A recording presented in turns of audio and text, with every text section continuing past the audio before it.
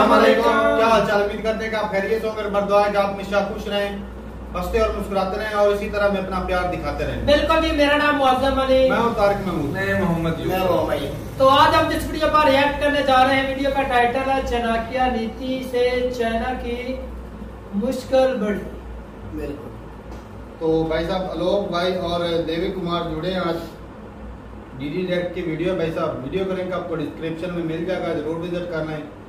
आज चाइना की कुतिया होने जा रही है, देखते हैं वीडियो और अपना व्यू कर देंगे। कौन करते हैं 3 2 1 वीडियो स्टार्ट।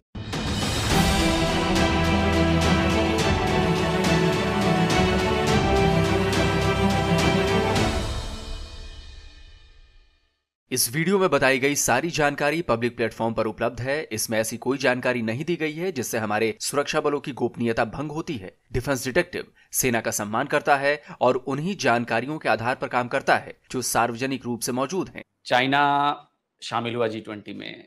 चाइनीज पीएम की तरफ से जो बयान आए, जो चीजें कही गई, उसमें भारत की बड़ी तारीफ कही गई कि भाई बड़े अच्छे से किया, सबको साथ लेकर चले हैं, बहुत अच्छी अच्छी बातें की गई उनकी तरफ से।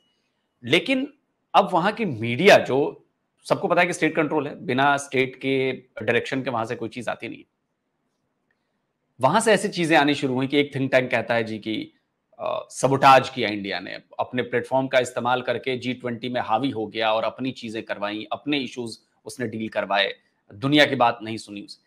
आप इसको कैसे देखते हैं? मतलब चाइना का ये रवैया डबल स्टैंडर्ड वाला कि एक तरफ आप तारीफ कर रहे हो, दूसरी तरफ अपनी न्यूज मीडिया एजेंसीज को आप कह रहे हो कि जी क्रिटिसाइज करो, क्यों?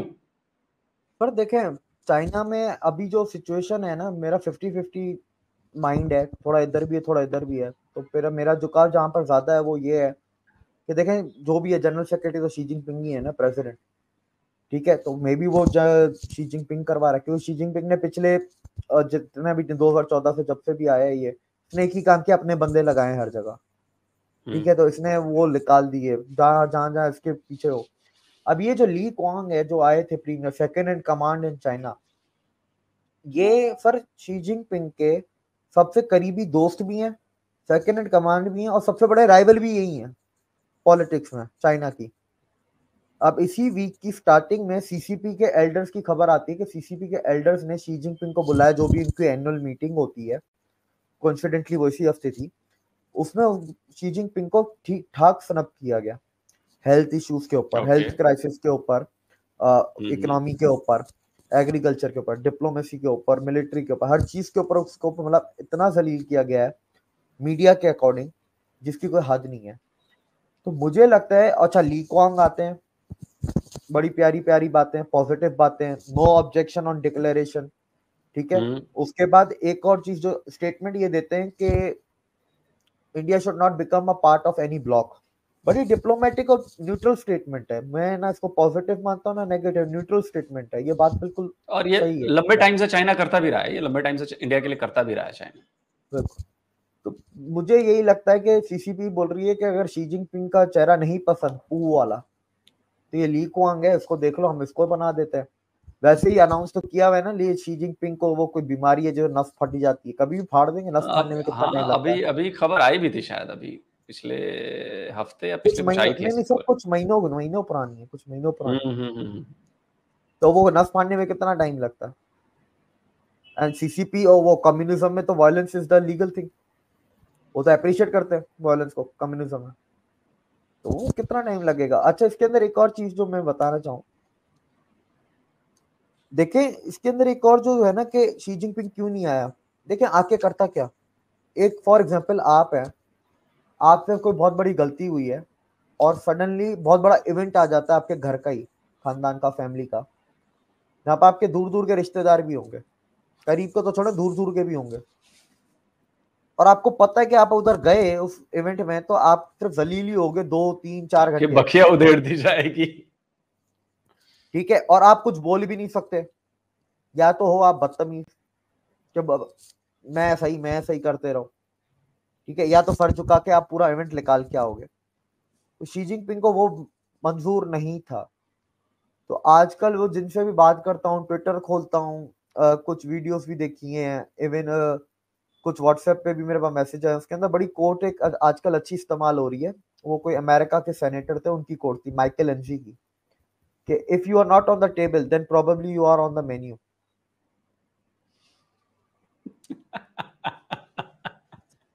चाइना के साथ वो हुआ है। कोई चाइनीज सुन लेना आपको तो आपके खिलाफ इंटरनेशनल वारंट निकलवा दे वो।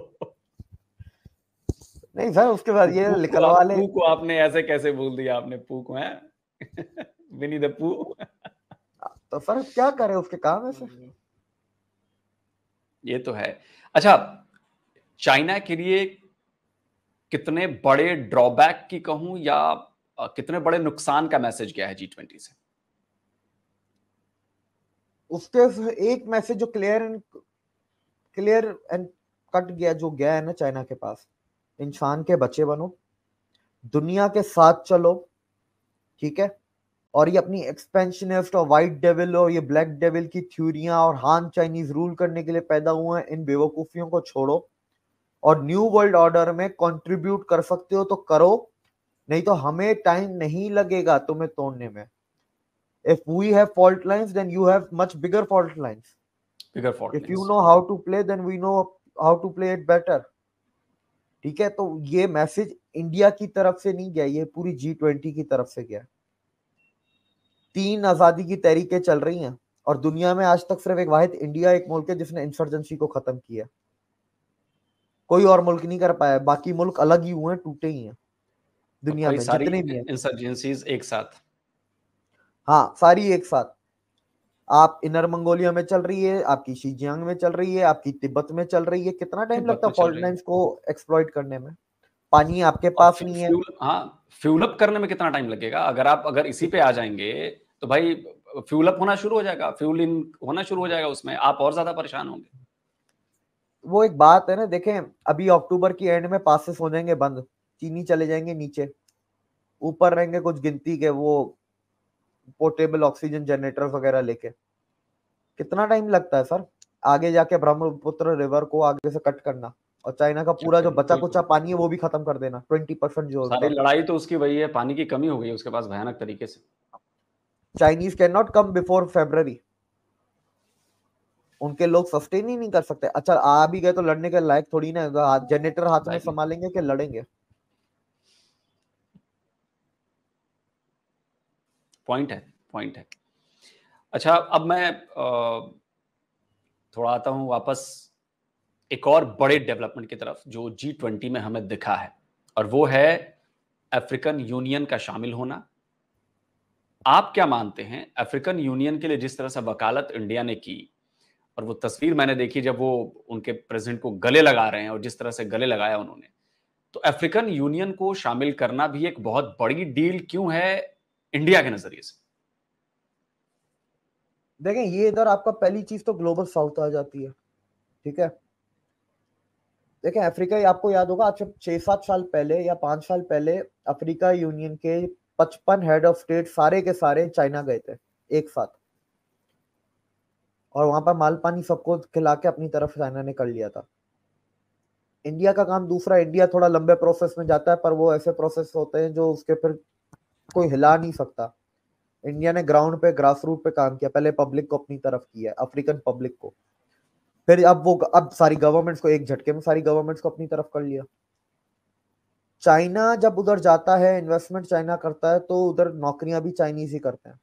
इंडिया जब इन्वेस्टमेंट करता है तो टॉप मैनेजरियल पोजीशंस इंडियंस के पास होती है, नीचे एम्प्लॉयमेंट सारी की सारी अफ्रीकन के पास होती है। चाइना ने आज तक कोई भी आपका सोशल डेवलपमेंट प्रोजेक्ट नहीं चलाया अफ्रीका में, और जो चलाए हैं वो डेट ट्रैप करने के लिए चलाए गए।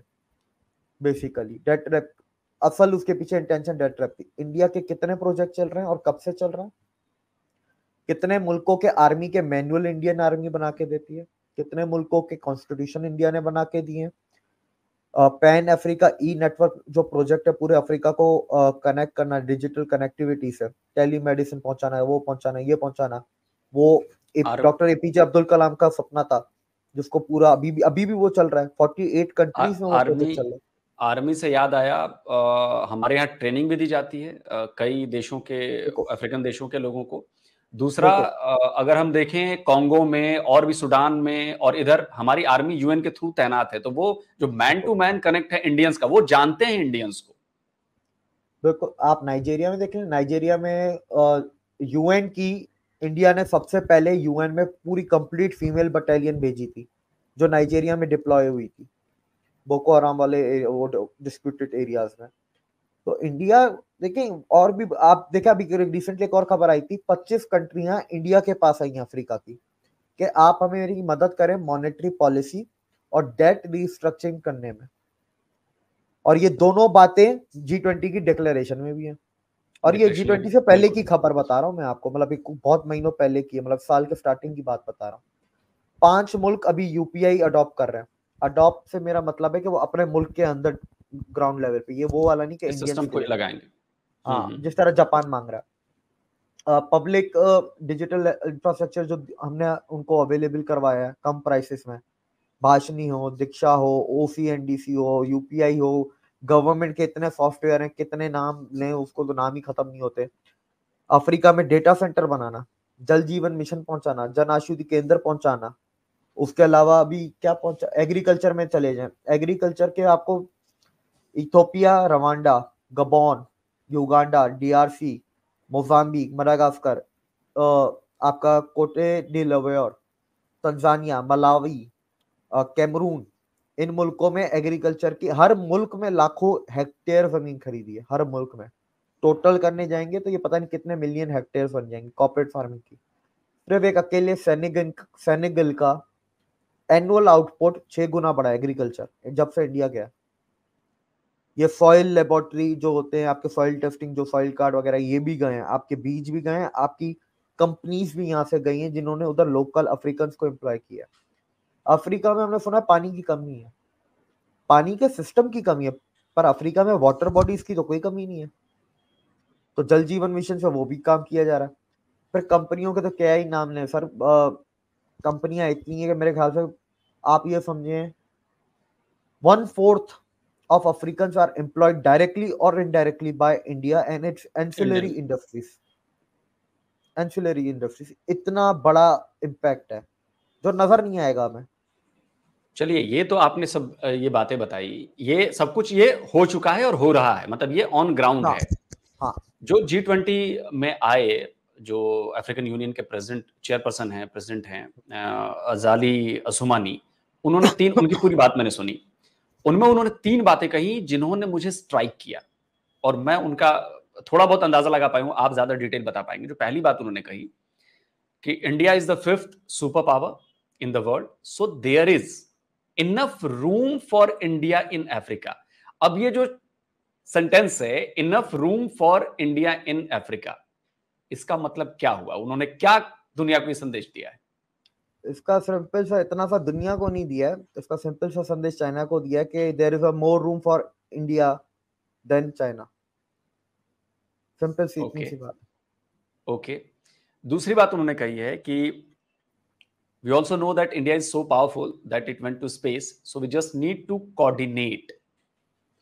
इंडिया स्पेस में पहुंच गया, हम जानते हैं कि बहुत पावरफुल है, तो क्या हम ये मान के चलें कि भविष्य में जो स्पेस के मिशंस हैं, उनके सैटेलाइट्स, उनकी चीजें, उनको सपोर्ट करना, ये सब कुछ इसरो के पास आने वाला है? सर आने वाला नहीं, आ चुका है। ब्रिक्स की सैटेलाइट का अनाउंसमेंट हुआ, G20 का हुआ, ठीक है। अंदर अंदर मुआहदे हो गए। अब ये इतने छोटे मुआहदे होते हैं जिसका हमें अंदाजा नहीं होता, अब वो जब लॉन्च होगा तब हमें पता चल जाएगा। लेकिन इसका इम्पैक्ट बहुत बड़ा है।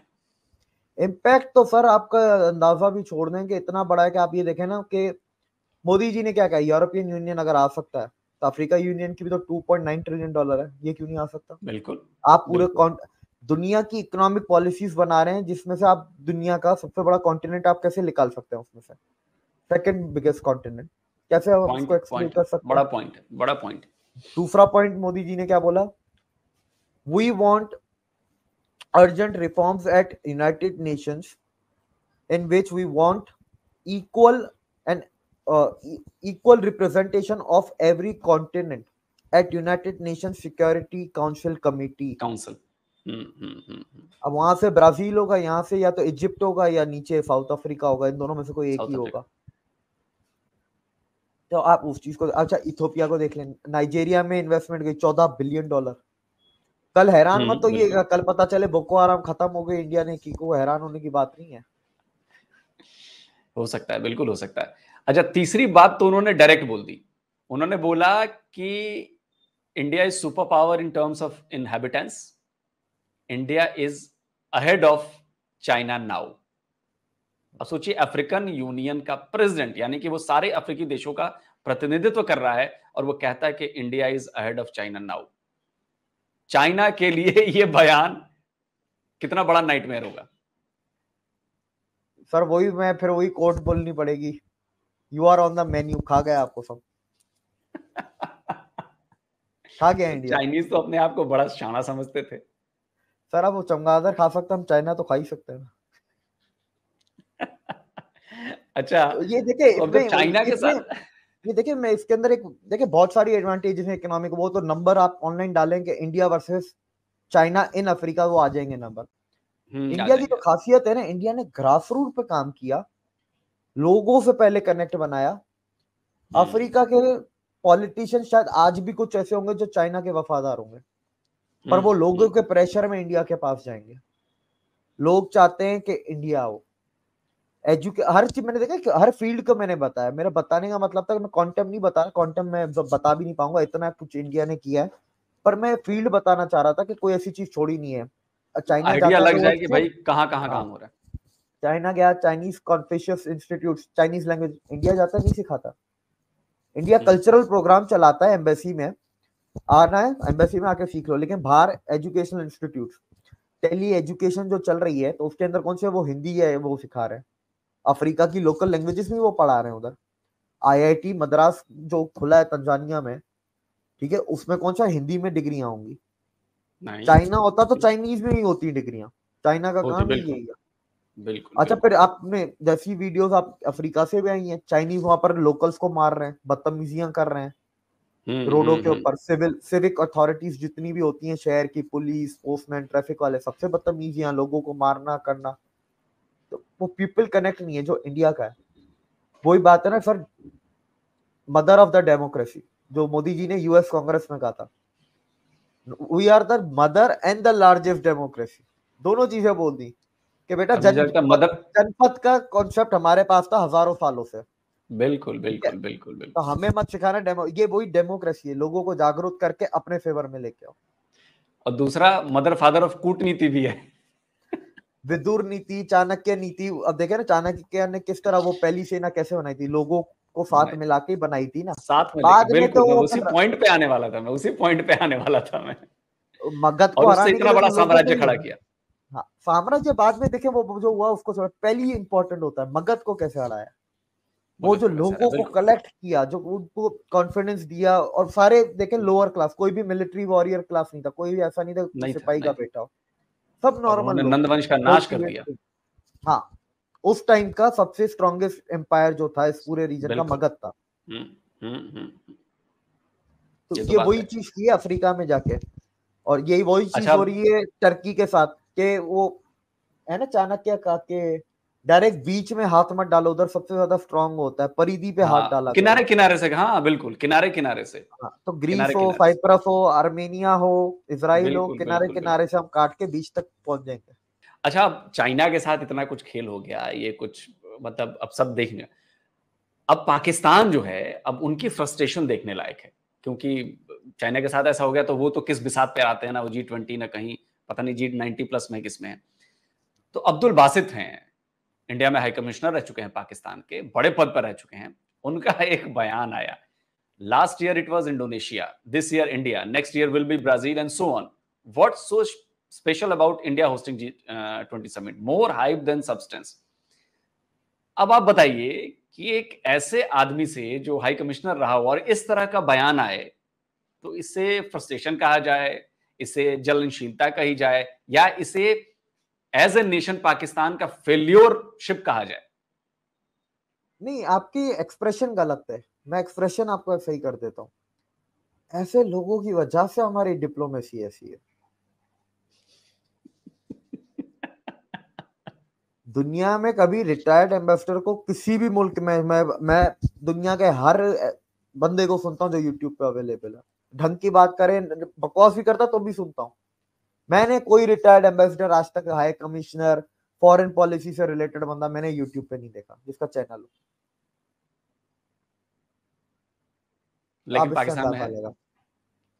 तो पाकिस्तान में लेकिन तो और भी पाकिस्तान बहुत में कुछ है, पाकिस्तान में और भी बहुत कुछ है। बाय द वे अच्छा पाकिस्तानी चलिए, वो हाँ मानते नहीं, पाकिस्तानी वो ग्लोबल टाइम्स को सपोर्ट करती है पाकिस्तानी मीडिया कि चाइना बड़ा है, और वो जो पूरा कैमोफ्लाज और पूरा इल्यूजन जो बनाया हुआ है।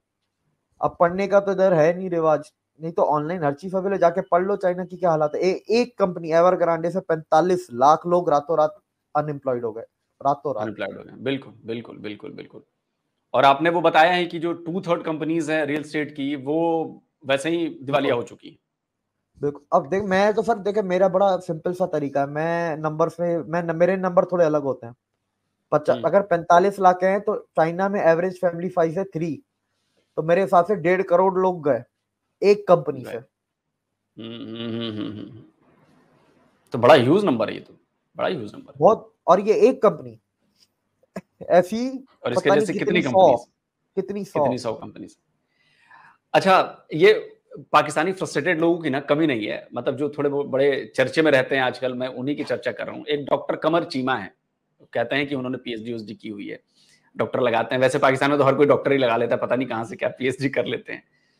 उन्होंने भी G20 को लेकर ऐसे ऐसे ट्वीट्स किए कि मतलब मैं एज ए कॉमन मैन, मैं अगर न्यूट्रल रह के भी सोचूं तो मुझे लगा कि यार पीएचडी बंदा अपने आप को इतना वो कहता है, इस तरह के ट्वीट्स कर रहा है कि जी कहीं बारिश इतनी ज्यादा होगी तो पानी लग गया, तो बोला कि जी कहाँ वर्ल्ड क्लास का इंफ्रास्ट्रक्चर भारत बना सकता है, कैपेबल ही नहीं है, ऐसा नहीं है वैसा नहीं है। क्या कहेंगे आप इस पर? सर ये वही प्रोपेगेंडा चलाने वाला जो होते हैं ना। एक ट्वीट उनकी ये भी थी कि भाई ये एमबीएस और शेख जायद मुझे नजर नहीं आ रहे राजघाट पे। हाँ, राजघाट पर मैं आने ही वाला था, उस हाँ। पे भी आने वाला था। भाई देख, मैं पहले पानी का, भाई तुमने ये डाली तो इस प्रोपेगेंडा से चलेगा ना सर, प्रोपेगेंडा उससे तो नहीं चलेगा ना कि ये तो पौने घंटे के बाद पानी निकल गया ऑटोमेटिकली। निकल गया, हाँ। अब बारिश जितनी होगी उस हिसाब से निकलेगा ना पानी। पाइप कोई ऑटोमेटिक लंबे चौड़े पतले थोड़ी ना हो जाते हैं। तो वो बीजिंग डूबा हुआ है ना, बीजिंग की बात नहीं करेंगे सर, वही बात है ना, प्रोपेगेंडा। अब बेसिकली देखें, राजघाट पे मोदी गांधी जी की कब्र तो नहीं है ना, it is a normal sight to celebrate him, ठीक है। वो उनके कल्चर, उनके रिलीजन के खिलाफ आता है, मोहम्मद बिन सलमान और शेख जायद के। बिल्कुल बिल्कुल। तो वो नहीं है, सिंपल सी बात है, इतनी कौन सी बड़ी बात हो गई।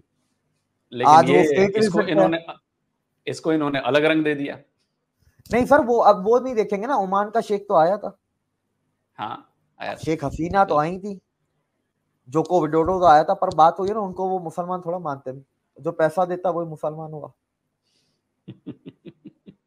ओमान वगैरह इनको पैसे थोड़ी ना देते।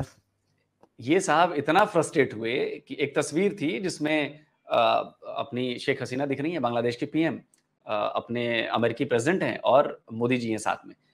तो वो पता है उसका हेडर क्या लिखते हैं? The deal broker. अभी आपने कहा होगा कि इंडिया की तरफ से एक बयान गया है कि भाई बांग्लादेश को आप ऐसे मत करें, अमेरिका को कहा गया। अब सोचिए कि ऐसे ये लोग कर रहे हैं। एर्दोगन और मोदी साहब की मुलाकात हुई तो उस पर ये कर रहे हैं कि Erdogan seem serious, may be not happy as he is out of corridor. सोचिए, ऐसी बातें हो रही हैं। लेवरोव और मोदी जी हंसते हुए हाथ मिला रहे हैं तो ट्वीट करते हैं, हैव दे फूल्ड देम। मतलब आप इस मानसिकता को समझिए, मतलब इतनी ज्यादा फ्रस्ट्रेशन। ठीक है भाई, आप पाकिस्तानी हो, इसका मतलब ये नहीं कि इतना ज्यादा फ्रस्ट्रेट हो जाओ इन चीजों इनके ऊपर फ्रस्ट्रेशन सर 3 किस्म की है, मैं आपको बताता हूँ। पहली कि यार हम G20 में क्यों नहीं है, ठीक है। अब ये इसको तो फिर भी पता है, ठीक है, बड़े पढ़े लिखे लोग हैं, माशाल्लाह पीएचडी है। नीचे मैं सर ऐसे चैनल मैंने देखे, रिएक्शन चैनल, बोलते हैं G20 में नहीं है क्योंकि करप्शन करते हैं। मैंने बोला G20 में वो इनविटेशन वाला हिसाब किताब नहीं होता। G20 में तुम टॉप 20 में आओ, तुम ऑटोमेटिकली G20 में आ जाते हो, तुम्हें कोई रोक भी नहीं पाएगा। कोई नहीं रोक पाएगा। रशिया को किसी ने रोका, चाइना को किसी ने रोका है, पूरी दुनिया दुश्मन है उन 2 मुल्कों की, कोई नहीं रोक सकता, कोई नहीं रोक सकता। तो ये अच्छा, इनको ये चीज नहीं पता। अब दूसरी चीज इसके अंदर, बांग्लादेश को बुला लिया, मालदीव को बुला लिया, ओमान को बुला लिया, ठीक है। अच्छा, ये तीनों वो मतलब एक तरीके से समझे, तीनों की मदद भी की है इंडिया ने। इन तीनों की पाकिस्तान से बनती भी नहीं है ना, ये पाकिस्तान को पैसे देता, ठीक है। तो अब वो एक यार हम नेबर है, हमें क्यों नहीं बुला रहे। तो तुम्हें बुला के तुम इकोनॉमिक फोरम पे आके कश्मीर बोलते, फायदा उससे? कश्मीर बोलते हैं या तुम कुछ और बकवास करते, लेकिन इकोनॉमिक फोरम पे, at an economic forum, a country which is almost on the verge of bankruptcy, ठीक है, टेक्निकली बैंकरप्ट हो चुका है पर officially on the verge of bankruptcy, what it can contribute on the economic forum? ये कोई political forum है, कोई मिलिट्री फोरम है, या कोई दूसरे किस्म का फोरम है? ये इकोनॉमिक फोरम है जिसमें दुनिया के फैसले होते हैं, रीजन के नहीं होते, दुनिया के होते हैं। तुम क्या कंट्रीब्यूट कर सकते हो? तुम खुद पूरी दुनिया से पैसे मांग रहे हो, आपका कोई कंट्रीब्यूशन ही नहीं है। और तीसरी चीज, आखिरी, ये सिर्फ पीएचडी नहीं है इंटरनेशनल रिलेशन में, ये इस्लामाबाद में 3-4 यूनिवर्सिटियों में इंटरनेशनल रिलेशंस में पढ़ाते भी हैं। तो आप हमारे फ्यूचर डिप्लोमेट्स को भी आप अंदाजा लगा लें, सोच लें ठीक है। फ्यूचर बड़ा अंधेरे में है पाकिस्तान के डिप्लोमेट्स का। चलिए देविक भाई, बड़ा मजा आया आपसे बात करके, और आज बहुत लंबी बातचीत हुई हमारी, और हर तरह की चीजें हुई, चाइना की बात हुई, पाकिस्तान की बात हुई, वर्ल्ड लेवल पर इंडिया की बात हुई। बड़ा अच्छा लगा आपका सारा जो एनालिसिस दिया आपने जो फोरकास्ट की हैं चीजें, वो चीजें पिछले जो कुछ कही थी वो दिखी हैं, आगे भी दिखेंगी। शुक्रिया। Thank you.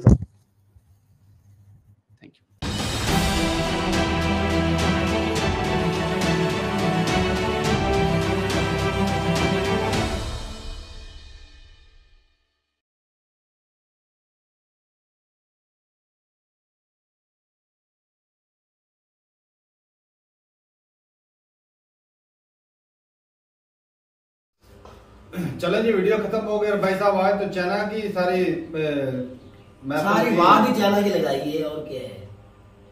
तो हर बातें सवाल उतारे काफी हुए, लेकिन ज्यादातर जो फोकस था ना सर का, वो था चाइनी ही। चाइना के प्राइम मिनिस्टर के ऊपर, चाइना के अंदर क्या हो रहा है, चाइनीज प्राइम मिनिस्टर के खिलाफ क्या कुछ हो रहा है, मतलब चाइना के अंदर कोई 2-3 स्टेट ऐसी हैं जो उसके खिलाफ भी आवाजें उठा रही हैं, उनके बैंकों की बात वगैरह, जो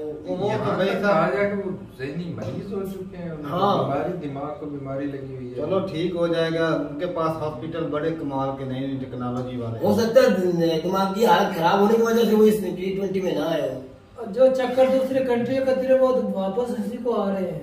अच्छा। असल में मैं बताता हूँ क्या वजह, बस वजह ये है कि भाई पूरी दुनिया को कर्जा दे रखा है, और ऐसे कंट्री जो डेट ट्रैप में फंस गए या वो दिवालिया हो गए, वो पैसा तो दे नहीं सकते, वो वापस नहीं कर रहे, साफ जा रहे, आवाम का पैसा वो तो भड़केगी, जिसका पैसा खर्च हो वो तो मांगेंगे। तो इस वजह से लोग जो है उसके खिलाफ है। तो ये भाई साहब यहाँ पर भी रहता है कि जो साफ जा रहे कोई हुकूमत जो है वो लोगों को राजी करती है दूसरे कंट्री में इन्वेस्ट करने। असल में उसने लॉन्ग टर्म में इन्वेस्टमेंट की, उसमें ना लंबे अरसे तक फायदा होता रहेगा, लेकिन वो इन्वेस्टमेंट ना फ्लॉप हो। भाई आप ताज़ी मिसाल देख लो, जिस तरह अडानी साहब, टोटल आवाम इंडियन का पैसा जो है वो पैसा किधर जा रहा है? अडानी साहब बिजनेस में दुनिया के अमीर तरीन, मेरी बात सुन ले पहले, तो बात किया था किधर आ गया भाई मैं वही बात कर रहा हूँ जो चैनी बात आप कर रहे हैं। अगर वो अडानी की बात ना उठाते, वो क्या राहुल गांधी, वो भी इसी वजह से उठी थी, इनका पैसा सारा किधर गया है, वो टैक्स का पैसा किधर गया है, आवाजें उठी थी ना। इसीलिए शिपिंग को भी बोला जा रहा है, 2-4 स्टेट वाले उठ गए हैं, इसके अपने पैसे को पूछ रहे हो किधर गया है, अच्छा किधर लगा दिया है। तो भाई इस तरह सारे मुल्कों में ये होता है, ये अकेला वो शिपिंग नहीं है। किधर आ गया भाई साहब इसमें? और तुझे बुरा तो लगेगा कि ये लफ्ज बीच में क्यों आया, गांधी के नाम मोदी की, मतलब एक किस्म की इंसल्ट हो जाएगी, क्यों बोला गया, तुझे बुरा जरूर लगेगा, लेकिन ये मीडिया की आवाज है, मीडिया बातें करती रहती है। अगर अल्लाह न करे अडानी एकदम ही फलाप हो जाता है, धड़म करके नीचे आ जाता है, वो जो पैसा आवाम का लगाया है मोदी साहब की तरफ से अडानी पे, वो पैसा मांगेंगे कि नहीं? मोदी साहब को बिजनेस में आवाम का कैसे, वो टैक्स का पैसा है, वो चढ़ाई करता है तो हर वक्त करता है। तेरे 77 साल ही तुझे नजर कुछ नहीं आता। इमरान खान के ऊपर दूसरी 70 साल आगे लेके आ जाता, 77 साल आगे लेके आता है, कैबिनेट के लोगों पर हो सकता वो नहीं कहता। 3 साल तुझे नजर आते हैं, 3 साल तुझे नजर आते हैं, तुझे भी 14 से आगे हुकूमत नजर आएगी जब बीजेपी जाएगी, उस वक्त सवाल उठाएगी। अभी भी हुकूमत इंडिया के अंदर खुदा की कसम लाखों आवाम आवाज उठाती है, इंडिया के वहां पर कितने सवाल कुछ और था, सवाल भाइयों के कुछ और था। थे। ये आप ना कह रहे कि यूकूब किधर निकल गया। मैं सिर्फ बिजनेसमैनों की बात कर रहा हूँ जो चाइना के अंदर वो लॉस हुआ है ना, वो स्टेट के बंदे खड़े थे शिपिंग के खिलाफ। वो शिपिंग ने खुद पैसा लिया, एक मिनट, शिपिंग ने पैसा किधर से लिया? वो आवाम का पैसा नहीं। भाई साहब बात तो सुन ले, तू बात समझ नहीं पा। आप कहते हैं सिर्फ और सिर्फ मोदी के खिलाफ, अगर मोदी बुरा भी करे तो ना बोलो, क्यों ना बोले? मोदी जहाँ गलत होगा हम बोलेंगे, कहना चाहिए, आपको हक है। जहाँ राहुल गांधी इमरान खान गलत होगा हम बोलेंगे, गलत है उसको कहना चाहिए। अच्छा इंडिया का पैसा डूबा कहाँ, वो बताओ मुझे भाई। डूबेगा जब अडानी का नुकसान होगा। क्यों नुकसान होगा भाई? जब मोदी जाएगा उस दिन पता चल जाएगा। नुकसान ज्यादा नहीं है क्यों भाई? सारी जिंदगी कोई भी नहीं रहता। मुझे दुनिया का कोई लीडर अरबी ममालिक के अलावा मुझे कोई दुनिया कंट्री का दिखाओ जो रहा हो। जितनी देर तक जिंदा उतनी देर तक वो रहेगा। ये कंप्यूटर है जो इतनी लंबी हुकूमत करेगा, या कोई अरबी ममालिक है? इधर कानून है मेरा भाई। इस बार तुझे मैं कह रहा हूँ, इस बार ही हो सकता है। मैं कोई पेशन कोई नहीं कर रहा, हो सकता है। अंदाजा मेरा हो सकता है बीजेपी हार जाए। अच्छा मेरी बात, मोदी साहब कभी नहीं हारेगा। दूसरा आएगा ना, वो भी आएगा बीजेपी का, और उनके गहलोत भाई साहब कंट्री को कौन डबोत? भाई मैं नहीं कह रहा डबोत है, मैं ये कह रहा हूँ जो करप्शन होती है अडानी के जरिए वो सब नंगी हो जाए। अच्छा ये बताओ, जो राहुल गांधी ने बताया ना, अभी तक तो दबा दिया गया है। राहुल गांधी के बात को ऊपर नहीं आने दिया, दबा दिया गया है। वो सब कुछ निकल के उस दिन आएगा, फिर आवाम कहेगी। जिस तरह कहा था इमरान खान ने, अगर मैं जिस दिन पकड़ा गया या निकल गया, ये पता तुझे चल जाएगा आवाम के साथ क्या करना चाहती है, पता चल गया ना तुझे। इसी तरह तुझे भी पता चल जाएगा, इंडियन अवाम को भी, जिस दिन मोदी की खूबसूरती है। अच्छा बिजनेसमैन में अडानी जो है वो इस कांग्रेस के दौर में नहीं आया था भाई, इतना पॉपुलर तो नहीं हुआ था। मतलब कांग्रेस दुनिया का दूसरे नंबर का बिजनेसमैन तो नहीं था। टाटा क्यों नहीं हुआ आज तक मुझे बता? टाटा इतना बड़ा बिजनेसमैन है, वो क्यों नहीं हुआ? ज्यादा रिस्क वो दूसरे नंबर में क्यों नहीं आया? उससे बड़े बिजनेसमैन वो है, वो क्यों नहीं आज? अच्छा एक बंदा एकदम नीचे से ऊपर, सबसे ऊपर कैसे आ गया? ऊपर वाला जब देने लगता है ना, ऐसे बूस्ट लग जाता है। हाँ यही बात मैं, जब वो गिराता है ना मेरा भाई, उस वक्त भी होश उड़ जाती है। अच्छा मेरी बात सुनो, मुकेश अंबानी पहले से अमीर थे, वो पहले से अमीर थे। वो दुनिया के अमीर की लिस्ट में दूसरा किसी क्यों नहीं आता? पहले से अमीर थे, क्या वो बीजेपी का सपोर्ट नहीं करते, या बीजेपी इसको? यार करते दायक सब है, लेकिन एक बंदे को ज्यादा सपोर्ट किया गया। अच्छा आज से 2-3 साल पहले वो नुकसान हुआ कंट्री, नुकसान नहीं हुआ, फायदा हुआ, फायदा हुआ। मैं कह रहा हूँ बस राहुल गांधी का सवाल, जिस दिन ये हुकूमत जाएगी मैं उस दिन पूछूंगा, चाहे बीजेपी की आरोप आएंगे, बिल्कुल आएंगे, लेकिन उसको डालते के अंदर साबित करना होगा, तभी जाकर आप रोक। मैं कब कह रहा हूँ कि इंडिया का नुकसान हो जाएगा? मैं कब बोला है? एक छोटी सी बात मैं कह रहा हूँ उस दिन तुझे पता चलेगा। ये बता, जो बिल गेट्स आज से 3 साल पहले वो क्या नंबर 1 पर नहीं था, आज कौन है? वो आज वो दूसरा आ गया, चला गया। भाई वो तो बिजनेसमैन है ना, वो किसी की स्पोर्ट से नहीं ना आए हुए, वो किसी की स्पोर्ट से नहीं आए हुए, वो खुद का बिजनेस नाम ही नहीं सुना था भाई साहब, अचानक से वो आ गया। तो अचानक से कैसे सारी जिंदगी से वो नीचे ऊपर आ रहा है? सारी जिंदगी से नाम तो इसका कभी अडानी का नाम ही सुना था? टाटा था, अबानी था, अडानी का नाम ही नहीं सुना हमने। भाई साहब पहले वीडियो नहीं देखता था तू, अच्छा फर्क कितना था? बिजनेसमैन तो वो बिजनेसमैन वो कई सालों से और बहुत बड़ा ऐसा होता है, कंट्री का बड़ा बड़े बिजनेसमैन होते हैं, कंट्री की रीढ़ की हड्डी। वो तेरे मुल्क का बिजनेसमैन किधर है? के वालद भी बिजनेस, तेरे मुल्क का बिजनेसमैन किधर है? क्योंकि तुम्हारे किधर है? वो छोटे ही थे, तेरे मुल्क के बिजनेसमैन छोटे लगा ले, बहुत छोटे हैं, लेकिन कंट्री को कुछ न कुछ बूस्ट तो दे सकते हैं। होता है ना, मोदी साहब क्यों नहीं कर रहे? मोदी साहब ने चाबी सिर्फ तेज की है, तो ये भी तो चाबी तेज कर सकते तो हैं, इसमें भाई उसकी भी क्यों नहीं करते फिर? उसकी भी तो फिर तू मेरे क्यों लगा देती हो? दर्द हो रहा है यार। अच्छा यूट्यूब छोटी सी बात, ये बिजनेसमैन की वजह से ना आत्मनिर्भर भारत इसी वजह से बनेगा। तो मैं भी कह रहा हूँ बिल्कुल। तो फिर नहीं, मैं सिर्फ एक सवाल उठाया। गाड़ियाँ अगर टाटा जैसा अमीर तरीन बंदा ना, तो इस लेवल की गाड़ी बन सकती थी। सवाल अगर अडानी जैसा यार मैं कह रहा हूँ बिजनेसमैन का बहुत बड़ा हाथ है। तो फिर तो कंट्री का फायदा होता है, कंट्री का यार फायदा तो हो रहा है, मैं भी कह रहा हूँ, लेकिन अडानी अमीर कैसे दूसरे नंबर आ गया? बस ये सवाल है। एलन मस्क कैसे आकर तू मुझे बता। एलन मस्क बिजनेसमैन है, वो सियासतदान नहीं है, वो सियासतदान नहीं है, ये सियासत में वाला है, ये सियासत में इसको मदद करने वाली बीजेपी हुकूमत है, उसको कोई जो अमेरिका की हुकूमत रिपोर्ट करती है। तेरी छोटी सी, तेरी सोच इतनी छोटी। बिल्कुल मेरी सोच सोच छोटी, तेरी सोच बहुत बड़ी है। अमेरिका गए थे पीएम मोदी, गए एलन मस्क मिले थे वहाँ। एलन मस्क मिलवाया, किसने मिलवाया? बाइडेन ने मिलवाया या किसी और ने मिलवाया? वो खुद से ही आके मिल गया। तो फिर जो मिला था पाकिस्तान में आके दुनिया का अमीर तीन क्या पहले था उसके अलावा, वो इमरान खान को पाकिस्तान में नहीं मिला था पहले गेट आके मिला था कि नहीं मिला था? उसने बोला इमरान खान ने दावत दी थी, उसने बोला था मैं इधर इन्वेस्ट करना चाहता, लेकिन इन्होंने इनके जो नसीब वो फूटे इधर नहीं, वो तो नसीब फूटे मानते लेकिन इमरान खान को दावत दी थी, इमरान खान ने दावत दी थी। मेरी बात क्लियर हो लेने दे भाई साहब। एलन मस्क मिला, बाइडेन ने मिलवाया। अब एलन मस्क दुनिया का अमीर तरीन बंदा है।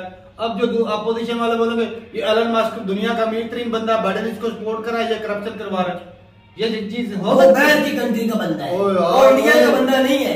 अडानी इंडिया के अंदर का बंदा है। वो पहले क्या था, अब क्या है? पहले कहाँ था, अब कहाँ है? देखा दुनिया का दूसरे नंबर अमीर कैसे बना? एलन मस्क को बाइडेन ने सपोर्ट किया कि नहीं, आप इंडिया में इन्वेस्ट करो, आप उधर इन्वेस्ट करो, कर रहा था ये नहीं? इतनी बड़ी मीटिंग में दूसरे कंट्री के प्राइम मिनिस्टर को मिलवाने की इसको क्या जरूरत है? यार एक बंदे को जो सरबराह कंट्री को तो खुद सरबराही करके उसको सपोर्ट कर रहा है। हाँ, तो यही चीज है भाई साहब। अगर अडानी दुनिया का चौथे तीसरे दूसरे नंबर पर है ना, तो भाई साहब तू मुझे, मेरा तो सवाल इतना, तो मुझे ये बता मोदी सपोर्ट करता है कि उसको करता है? सारी तो बस बात खत्म, क्यों खींच रहा फिर? तो फिर क्यों बात को खींच रहा? मान ले भी को मदद करता है। यही तो सवाल राहुल गांधी ने किया है, मोदी साहब सपोर्ट करते हैं अडानी को। सपोर्ट भाई साहब, बिजनेसमैन को सपोर्ट नहीं करेंगे तो वो बिजनेस दूसरे कंट्री में कैसे? ओ यार मेरा तो सवाल खत्म हो गया, तूने जवाब दे दिया भी वो मदद करता है। अच्छा, एलन मस्क की वो बाइडेन नहीं हेल्प करता? आप दूसरे को बीच में क्यों लगा रहे? जब जवाब आपने दे दिया बस करके, बस क्यों? बात खत्म होगी। अच्छा, राहुल गांधी की सवाल का जवाब तो आपने दे दिया। तेरा आर्मी चीफ वो बिजनेसमैन क्यों मिला है? बताओ, उसका काम है। उसने तो खुद खा के भाग रहा है दूसरों की तरह, मुल्क पे थोड़ी पैसा लगा रहा है। चलिए भाई वो बिजनेसमैनों को बता रहा है कि अगर आपने कुछ हरकत की तो मैं टांगे तोड़ दूंगा, पैसा मैंने भी लेना, मैंने भी कमा के अमीर तरीन बंदे बनना है, मैं भी लेके जाऊंगा बाजवे की तरह। भाई साहब तेरा दिमाग, मेरा दिमाग नहीं, ये भी चोर है, वो भी चोर थे आर्मी वाले, ये उसका बड़ा चोर है सबसे। ये कोई पाकिस्तान की नहीं संभालने वाला डोर है। तो भाई साहब संभालने वाला ये बिजनेस भड़क गया है तू। बिजनेस इमरान खान है तेरे मुल्क में कोई लीडर? बता मुझे कोई है तो मेरे सामने ला, दुनिया में नहीं या मुझे दिखा इमरान खान जैसी इज्जत है तेरे मुल्क में किसी की? इज्जत ज्यादा कोई बंदा है तेरे मुल्क में बड़ा लिखा? इज्जत तो किसी की भी नहीं, किसी भी की नहीं। इज्जत उसकी क्या है? शर्म से डूब के मार, तुझे कोई कंट्री वीजा नहीं दे रही, डूब के मार जा पानी के चुल्लू में। उसके दौर में तो घर से मिलते कंट्रियों के जितने कैदी उनको बरी कर दिया। किसने किया? अमेरिका की कंपनी तेरे मुल्क में इन्वेस्ट करने आ गई सोने का बलोचिस्तान के अंदर। ऐसे बस तुम लोग बनना शुरू हो गया, फेर तरीन में काम शुरू हो गया था। ये जो बात समझ नहीं रहा, बिजनेस मैन के अलावा कंट्री चलाना कैसे? आज जो भी प्रोजेक्ट चल रहे हैं हिंदुस्तान में, अगर कोई शिप के, मुझे सिर्फ खान का गुस्सा तो हर वक्त मुझे बोलते टॉन्ट करते हैं, तो है इस लायक, तो है ये तुझे आप कैसे भी इस तरह के टॉन्ट करने के काबिल होगा? जो उसके साथ हो रहा है वो है इस लायक, वो डिजर्व भी ऐसे करता है। गैर भी ऐसे करता, फिर तेरी औकात क्या? मुझे बाहर की कंट्री में जाकर दिखा दे। कौन तू? मैं जाना तेरी औकात, तू मेरा बाप है, तू मुझे 1 साल के अंदर जाके दिखा दे। मैं जब भी चाहूंगा तू मुझे दिखा दे, मेरी मर्जी। मैं तुझे बाप बोलूंगा, मुझे दिखा दे। तेरी औकात ही नहीं, मैं बैठ चला, तेरे मुल्क की बात ही नहीं, मैं बैठ तेरे मुल्क के पासपोर्ट की वैल्यू ही नहीं। तू और तेरे वैल्यू बात जा रहे हैं, लाखों लोग मैं तुम्हें ऐसी घूमत वगैरह खटकते बात की है। मेरे मुल्क का हिम्मत मौसम बैठ चला क्या ना, तो यकूब आए जो ना मुझे अपना बाप मानेंगे 1 साल के अंदर। वो छोड़, छोड़ दी साल के अंदर, नहीं वो साल के जब भी मैं चला जाएगा, साल के अंदर दिखा मुझे जाके बोलने का मकसद है जिनके ऊपर तू जान छिड़कता मैं किसी ऊपर तू छिड़कता जान, तू सभी के पैर तलवे चढ़ने वाला नवाज जरदारी के, जिनकी सपोर्ट करता है, जिन्होंने 77 सालों का लूटा है, तू उनके तलवे चढ़ता है, तू उनकी सपोर्ट करता है, तू सबकी सपोर्ट करता है अकेला बंदा। ये सारे पैर के इसलिए तेरी इज्जत भूल की गई है, पूरी दुनिया में तेरी इज्जत है, इज्जत हो, इसलिए ना मट्टी में मिला दी। ये बता चाइना वालों ने ठीक किया कि नहीं किया? चाइना जहाँ बाढ़ में तबाह हो जाए, मुझे कोई चाइना से नहीं, बात तुमसे ही मुझे कुछ नहीं लेना देना, उनके रिलेटेड है। मैं चाइना को नहीं जानता, चाइना बाढ़ में जाए, अब जानता ही नहीं है। मैं चाइना को कुछ नहीं बोलना चाहता।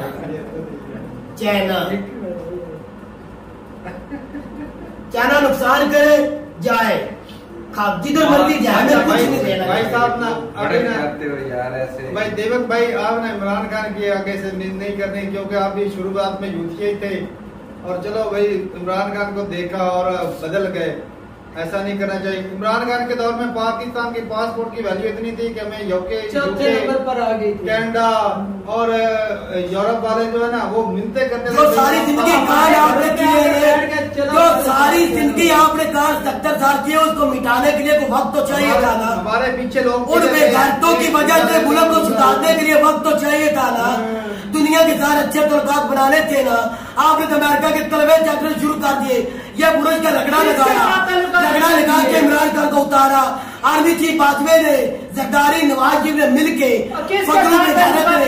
तलवे चाट के आपने उतारा इमरान खान को।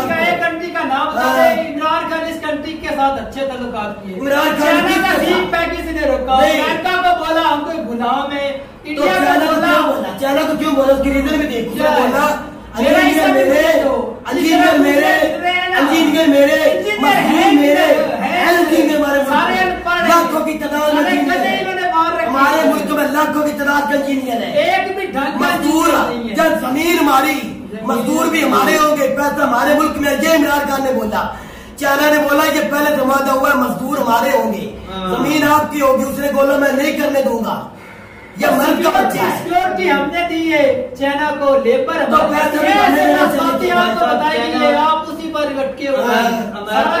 अमेरिका और सऊदी अरब के दबाव में आप इसी पर रोकी रखा है। कोई अमेरिका अमेरिका तो कुछ सुनते नहीं, मैं ठेंगे पर लिखते हैं चाइना को सपोर्ट करता है इमरान का, ठेंगे पर लिखते थे कुछ, तो फिर चाइना चला के दिखाएंगे। इमरान खान हुकूमत की पर चला के दिखाए। इमरान खान अब आएगा, दोबारा हमारा स्टार्ट होगा, यहाँ से आगे चलेगा। उसमें देखा जो ज्यादा पैसे वो इमरान खान को दिया जाएगा, तब जाके इमरान खान उसको कितने पैसे दिए आपने? ज्यादा दिए जाएंगे। एक भैया मुझे साबित कर दिए कि आपने दिए, बताया मुझे कितने पैसे से? तू डरता है उनसे? मैं किसी से नहीं डरता, सबसे तू डरता है। उनके खिलाफ क्यों नहीं बोलता? कभी किसी वीडियो में बोला नवाज शरीफ चोर है, जरदारी चोर है, कभी बोला? मैं तो सारे बोलता हूँ, किसी के बारे में नहीं कभी तो बोलता। किसी के बारे में क्या डरता है? तू डरता है उनसे भी, कहीं ये ना मेरी भी बांट ला के जेल में चला जाओ। ये बता, वो कंवर चीमा बोल रहे थे कि डाउट कर रहे थे कि जो वो बनाया जहाँ पर वो मीटिंग हुई है G20 की वर्ल्ड इंफ्रास्ट्रक्चर, तो वहाँ पे वो पानी खड़ा हुआ, कहीं बताओ, अपोजिशन वाले भी कहीं कोई खामी दिखी? खामी कहीं भी नहीं, मीडिया का काम होता है। वो तो लफ्ज मैंने तुझे वीडियो में नहीं बताया था, नीचे पानी है, क्या वो जुबैदे ने मोदी पैदल चल के आ रहे, मैं तुझे बोला था ना पानी में बिल्डिंग में हुआ था उस बिल्डिंग। तो फिर क्या इसमें हो क्या गया? पानी क्यों पड़ गया भाई? पानी के पड़ने से क्या हो गया? हमारा जो इस्लामाबाद एयरपोर्ट ऊपर ही हुआ था, तो वो पानी नीचे अपोजिशन वाले बोल रहे थे कि वर्ल्ड क्लास इंफ्रास्ट्रक्चर। किन की अपोजिशन? इंडिया वाले की बोल रही थी, पाकिस्तानी मीडिया भी दिखा रहा। तो फिर अपोजिशन का काम क्या होता? वो तो चाहते ये कि मोदी खुद जो है वो मीटिंग ना हो, कामयाब हो, वो तो चल रहा। अपोजिशन का क्या काम होता है? जो हमारी अपोजिशन है या चाइना किसी की भी है, वो तो यही चाहेंगे हमारी हुकूमत आ जाए, चला जाए। इस मीटिंग के लिए पता कितना खर्चा हुआ? 14 बहुत ज्यादा होगा भाई, खर्चा तो होगा जिस तरह के हालात भी पहले मीटिंग में सबसे ज्यादा खर्चा इस मीटिंग में हुआ है, 1400 करोड़ रुपया। लेकिन इसके पीछे भी कुछ रीजन है भाई। सारा कुछ जो मीटिंग करवाई गई है ना, ये पॉपुलर जो भी हुआ, जिस तरह भी हुआ, इसके पीछे भी कुछ मोदी साहब का मिशन जरूर है। मिशन साफ जाहिर है मिशन है, साफ जाहिर है, इसके पीछे नहीं है। हाँ, सिर्फ आप भी सोच के सिर्फ इलेक्शन का मिशन है, बाकी तो इंडिया को उन्होंने डुबो दिया है। मैं कब कह रहा हूँ कंट्रियों से भाई, इसके पीछे ना माने आप, इसके पीछे भी इलेक्शन जरूर, इलेक्शन गलत कंसेप्ट दुनिया भी कह रही है लेकर आगे। बिल्कुल इलेक्शन का कंसेप्ट होगा, लेकिन जिस राह पर लेकर चल रहे कंट्री को वैसा ऑटोमेटिकली लोग उसको सपोर्ट करेंगे। ये तो वो करना चाहता है कि इंडिया में जो फायदा होगा जिससे वो आवाम उसके पीछे लगेगी, ऑपोजिशन क्या करेगी? क्या करेगी? कुछ तो जब एक बंदा काम ही ठीक कर रहा है तो फिर तो दुनिया लाइक उसे ही करेगी भाई। वही मैं भी काम कर रहा है अपने सब उसी को लोग सपोर्ट करेगा, लोग करते भी रहे तो कह भी रही है ना, गलतियां निकाले ना जो हुकूमत करप्शन कर रही है। काफी सब जो नहीं बताने वाली गलतियां बहुत ज्यादा है, जो बताने वाली नहीं है वो एक गलत बात है। बाकी भाई साहब मैंने कुछ वीडियोस देखे हैं, रील्स इंस्टाग्राम जब देखता हूँ तो उसमें कुछ अपोजिशन वाले भी होते हैं जो वीडियो डालते रहते हैं। तो दिल्ली में कई ऐसे गरीबों के घर गिराए गए जो रोड के साथ थे, जो कुछ नहीं, वो एक आबादी थी पूरी, जो कई आबादियां थी, उनको गिरा दिया गया। वहां पर उनके घर गिरा के वहां पर जो है बकायदा बैनर लगाए गए, ग्रीन शीट लगाई गई ताकि ये जो गरीबों के घर है ना यहाँ दिखाया गया। तो वो फिर गिराना मकसद जरूरी था, जब बैनर लगे ग्रीन शीट लगे वो तो ये तो सवाल गिराया जो गिराए भी गए भाई, कई जगह पे गिराए, झोपड़ियां उनके घर थे। इस चीज का तो भाई साहब इलीगल हो सकते हैं सड़क के तरफ। अच्छा सारी जिंदगी बैठे इलीगल नहीं थे, आज तक T20 में इलीगल हो गए। क्या सवाल है इसको पता है? हमारे यहाँ शहर में नहीं और मजे की बात इलीगल जो ऊपर चढ़ जाते हैं सड़क के, हालांकि सड़क का जो एरिया बहुत बड़ा होता है, वो सड़क पे नहीं थे भाई। हेलो, वो सड़क पे नहीं थे, पीछे थे। G20 वो वीडियो देखना, वो उनको बोला कि भाई साहब G20 की जब तक मीटिंग नहीं आती आप इस एरिया में ही ना आओ।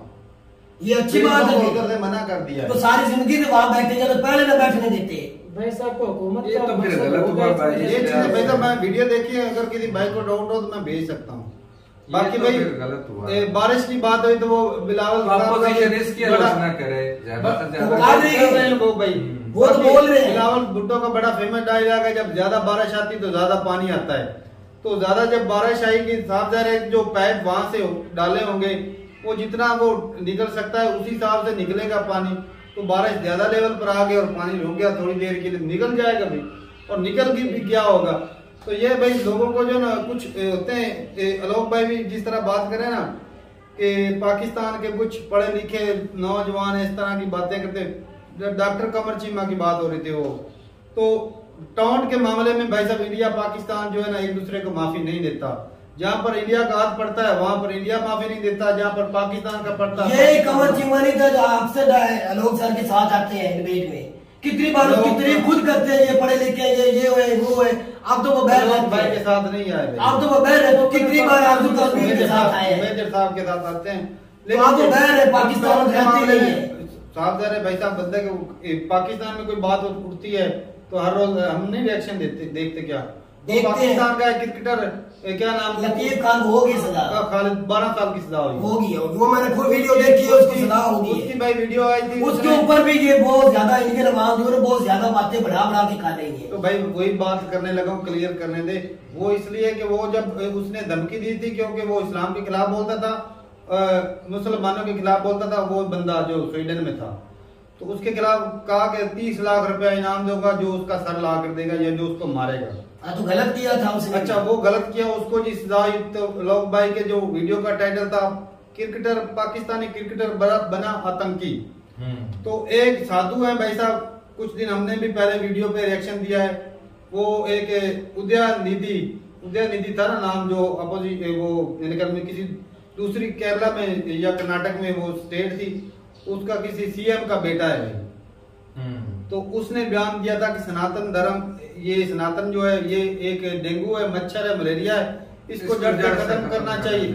मतलब ये कि पूरे धर्म और पूरी कम्युनिटी के खिलाफ बोला, जड़ से खत्म करना चाहिए। उसने गलत बोला, हमने कभी भी नहीं बोला कि उसने सही बोला। लेकिन क्या वो साधु बाबा थे, उन्होंने कहा कि भाई मैं 10 करोड़ रुपया दूंगा। वो सियासी है ना भाई, वही ना, वो सियासतदान का बेटा है, ये भी तो देखो ना। हाँ तो भाई सियासतदान का जिसका भी है वो साधु तो है, वही तो की ना उसने भी। भाई साहब बात ये है कि साधु भी तो वही बात बोल रहा है जो खालिद लतीफ ने बोली थी, उसने भी गलत बोला ना, खालिद लतीफ ने भी, इन्होंने भी गलत बोला है। तो सेम अब उसके ऊपर टॉपिक लाएं फिर क्यों लाए भाई? एक साधु इसमें अपना पे इधर से इसमें इस तरह अपना पेट नंगा हो जाएगा। हाँ इस तरह का भाई दूसरों पर टाउंट करना आता है। पाकिस्तान भी जहाँ पर आती बात माफी नहीं देता और इंडिया भी नहीं देता, इसमें भाई साहब कोई सच्चाई नहीं। अगर किसी भाई को डाउट हो तो वो साधु बाबा की वीडियो में दिखा सकता हूँ, जिन्होंने बोला है कि जो उसका सर लाएगा मैं उसको 10 करोड़ रुपया दूंगा, 10 करोड़। तो भाई इस हिसाब से तो वो भी आतंकी हुए। नहीं वो आतंकी नहीं, वो तो दूध के धुले हैं। तो बाकी ये बात है भाई साहब, पाकिस्तान में वो कई ऐसे मामला आए दिन होते रहते हैं। तो पाकिस्तान इंडिया की मीडिया की बात करें तो पाकिस्तान में जब साफ ज़ाहिर गुर्बत होती है तो लोग उसका मजाक उड़ा रहे होते हैं। हालांकि जब किसी पे हालात बुरे आते हैं ना तो उसका मजाक नहीं उड़ाना चाहिए। आपके बड़े बड़े पॉलिटिशियंस, बड़े बड़े जर्नलिस्ट वो पाकिस्तान का मजाक उड़ा रहे होते हैं।